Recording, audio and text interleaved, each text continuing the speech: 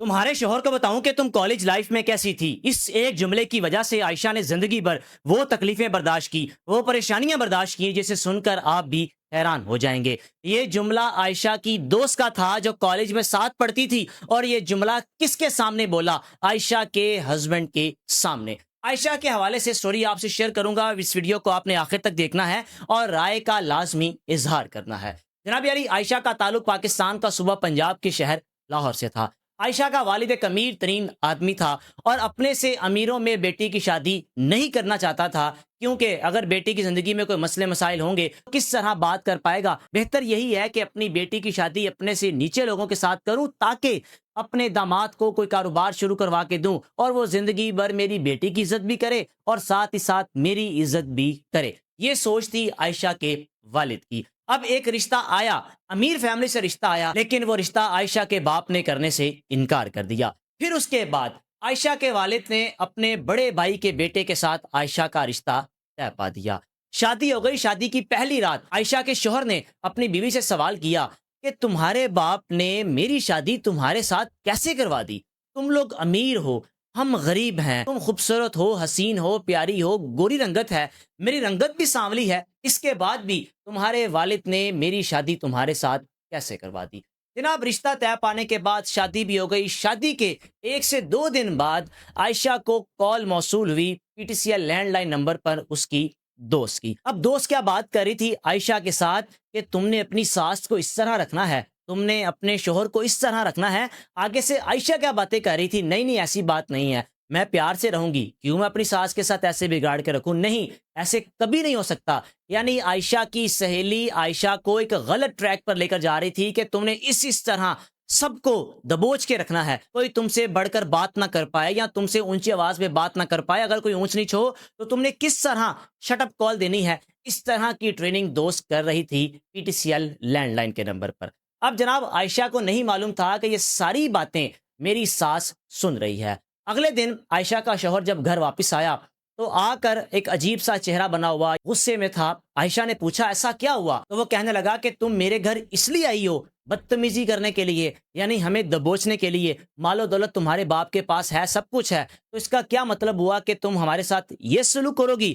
عائشہ کہنے لگی اچھا، مجھے سمجھ آ گئی آپ کس حوالے سے بات کر رہے ہیں، یہ میری دوست کے الفاظ تھے، لیکن آپ کو یہ بھی معلوم ہونا چاہیے کہ میں اپنی دوست کو کہہ رہی تھی کہ میں ایسے کبھی بھی نہیں کر سکتی۔ یعنی عائشہ کی ساس نے اسی طرح کہا کہ تمہاری بیوی کو اس کی دوست ورگلا رہی تھی، لیکن تمہاری بیوی اس کو ڈینائی کر رہی تھی کہ میں ایسے بالکل بھی نہیں کروں گی، میں اپنی ساس، اپنے سسر اور اپنے شوہر کی عزت کروں گی۔ جناب یہاں تک تو بات ختم ہو گئی۔ پھر اس کے بعد عائشہ کے شوہر نے کیا کہ اپنی بیوی کو کہا کہ آج کے بعد تم نے جب اپنے گھر اپنی امی ابو کو کال کرنی ہے تو میری والدہ کے نمبر سے کرنی ہے، وگرنہ تم نے اپنے فون سے رابطہ نہیں کرنا، اپنا فون میرے حوالے کرو۔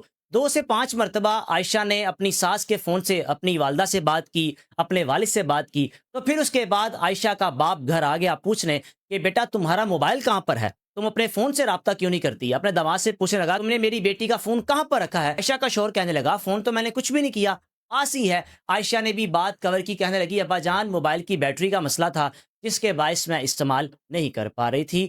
جناب علی، باپ نے نیا فون اپنی بیٹی کو دیا اور کہا کہ بیٹا مسئلہ مسائل ہو، پریشانی ہو، آپ نے ہمارے ساتھ شیئر کرنا ہے۔ ہم 5 دن سے پریشان ہیں کہ جب بھی تم نے رابطہ کرنا اپنی ساس کے نمبر سے رابطہ کرنا اچھا نہیں لگتا، کیا بات ہے؟ کوئی گھر میں مسئلہ مسائل ہے تو بتاؤ۔ جناب یہ معاملہ بھی ختم ہو گیا۔ اب ہوا کیا، عائشہ کے شوہر میں کچھ چیزیں ایسی پیدا ہو چکی تھیں کہ یہ اپنی سہیلی سے بات کرتی ہے، اپنی ماں سے بات کرتی ہے، طرح طرح کی باتیں کرتی ہے، لگتا ہے اس کے ارادے صحیح نہیں، یہ ایک امیر گھرانے کی ہے، ہم اگر غریب ہیں تو اس کا کیا مطلب ہوا کہ تم کچھ بھی کرتی جاؤ، ہم برداشت کرتے جائیں۔ اب شروع کے 6 7 مہینے، پھر اس کے بعد عائشہ کے شوہر کا اپنی بیوی کے ساتھ اخلاق بالکل ٹھیک تھا۔ پھر یہ دونوں میاں بیوی مری کے علاقے میں چلے گئے گھومنے پھرنے کے لیے۔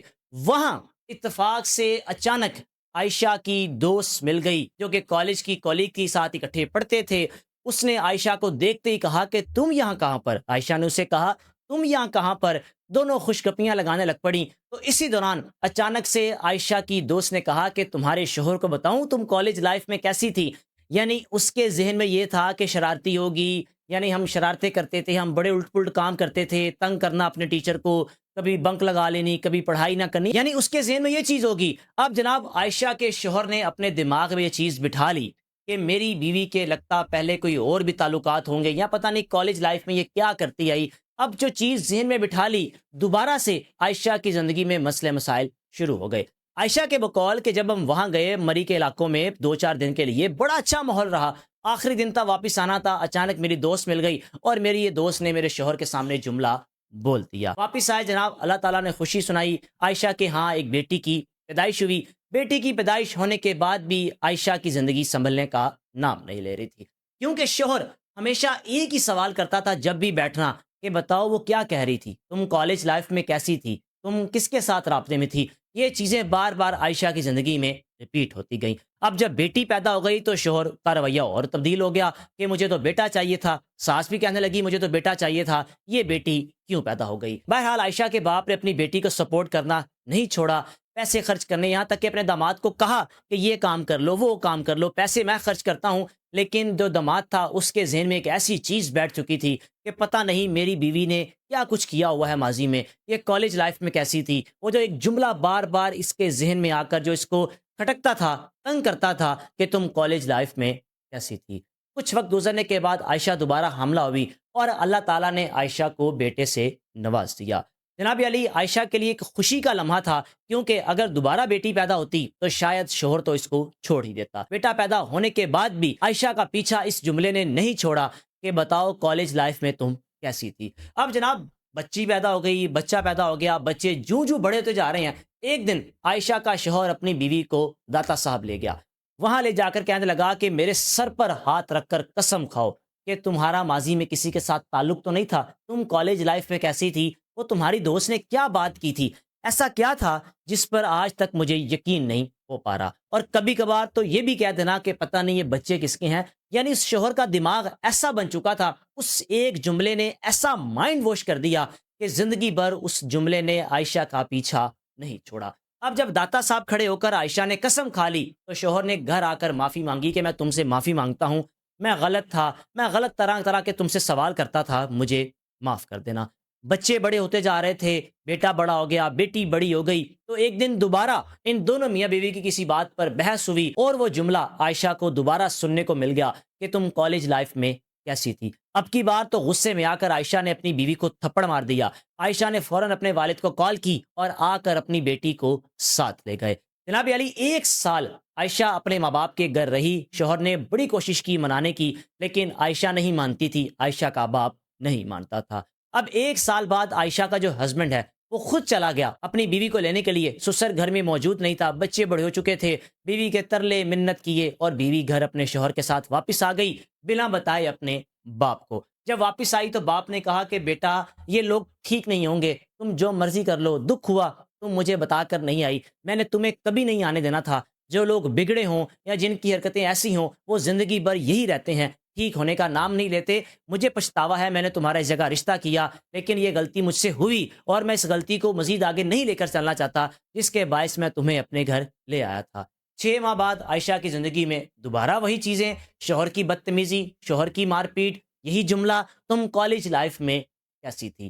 یہ ایک جملہ تھا زندگی بھر جو عائشہ کے پیچھے رہا۔ اب والد کا انتقال بھی ہو گیا ہارٹ اٹیک کے باعث، باپ کا انتقال ہو گیا، عائشہ کی والدہ کا انتقال ہو گیا۔ پھر اس کے بعد جناب علی اچانک عائشہ کا ہسبینڈ جو کہ بستر مرگ پر تھا، اس کو بھی اچانک فالج کا اٹیک ہوا، اور فالج کا اٹیک ہونے کے بعد جب تھوڑا سنبھلا تھا تو بستر مرگ پر ہی پھر بھی اپنی بیوی کو یہی پوچھتا تھا، بتاؤ تمہارا کالج لائف میں کیسا رویہ تھا۔ اب جو بیٹا تھا جوں جوں بڑا ہو رہا تھا، ساری چیزیں اس نے دیکھ رکھی تھیں کہ ماں کو باپ ایک ہی بات کرتا ہے، تم کالج لائف میں کیسی تھی، پتہ نہیں میری ماں نے کیسی زندگی گزاری ہے، میری ماں کا کیسا کردار ہے۔ اس شخص کا بھی انتقال ہو گیا، مرتے مرتے بھی یہی الفاظ تھے کہ بتاؤ تم کالج لائف میں کیسی تھی۔ پھر اس کے بعد جناب علی عائشہ کے 2 بچے یعنی بیٹا اور بیٹی، بچے جوان ہو گئے، بیٹی کی شادی کر دی اور اپنے بیٹے کو سمجھایا کہ بیٹا یہ بات ہے جس کے باعث زندگی بھر تمہارے باپ نے میرا پیچھا نہیں چھوڑا، میری دوست نے جو کہ مذاق کیا تھا، لیکن تمہارے باپ نے اس چیز کو ایسا ذہن میں سوار کر لیا اور زندگی بھر میرے کردار پر شک کرتا رہا۔ عائشہ کی سٹوری سننے کے بعد رائے کا لازمی اظہار کیجیے گا۔ میری ان تمام سہیلیوں سے بھی گزارش ہے کہ جب آپ اپنی سہیلیوں سے ملیں شادیوں کے بعد تو کم از کم اپنے جو الفاظ ہیں، جو آپ کے جملے ہیں، ان کو تھوڑا سا ناپ تول کر بولیں. نہیں معلوم کہ آپ کے منہ سے نکلا جملہ سامنے والے کے لیے کیسا دردناک ثابت ہو, اذیت ناک ثابت ہو. جو جملہ عائشہ کے لیے ثابت ہوا کس کے منہ سے نکلا؟ اس کی سہیلی سے. وہ سہیلی کون تھی؟ جو کالج لائف میں ساتھ پڑھا کرتی تھی. رائے کا لازمی اظہار کیجیے گا. میزبان کو اجازت دیجیے. اللہ حافظ.